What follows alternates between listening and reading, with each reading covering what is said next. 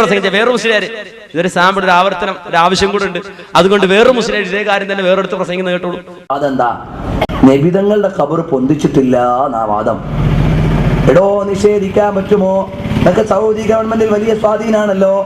ധൈര്യമുണ്ടെങ്കിൽ ആ പരിശുദ്ധമായ റൂമിലെ ലൈറ്റ് ഒന്നിടിക്കാൻ നിങ്ങൾ സന്നദ്ധരാവുക. ഇപ്പോഴും പോയാൽ നബി സല്ലല്ലാഹു അലൈഹി വസല്ലമയുടെ റൗദത്തുൽ മുശറഫ ഉൾക്കൊള്ളുന്ന ആ ഖബറു ശരീഫ് ഉൾക്കൊള്ളുന്ന റൂമിന്റെ ബാക്കിൽ ഫാത്തിമ റളിയല്ലാഹു അൻഹയുടെ ചെറിയൊരു വാതിലുണ്ട്.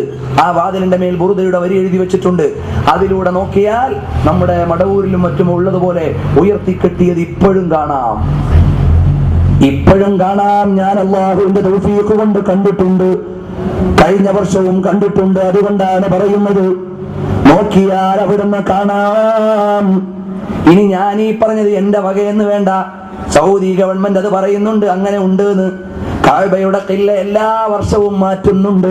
അതോടൊപ്പം നബിതങ്ങളുടെ ഖബറിന്റെ പദപ്പും എല്ലാ വർഷവും സൗദി ഗവൺമെന്റ് മാറ്റുന്നുണ്ട്. ഇതാ ന്യൂസ് കേട്ടോളൂ. ഏറ്റവും വലിയ ദേവാലയമായ മക്കയിലെ വിശുദ്ധ കഅബാലയത്തെ പുതപ്പിക്കുന്ന തുണിയാണ് കിസ്വ. സിൽക്കും സ്വർണവും വെള്ളിയും ഉപയോഗിച്ചുണ്ടാക്കുന്ന കിസ്വ നിർമ്മിക്കാൻ മക്കയിൽ ഒരു ഫാക്ടറി തന്നെയുണ്ട്. എല്ലാ വർഷവും ഹജ്ജിനോടനുബന്ധിച്ച് കിസ്വ മാറ്റിയിടും. പഴയ വാർത്ത ഒന്നുകൂടെ കാണിക്കുകയാണ്.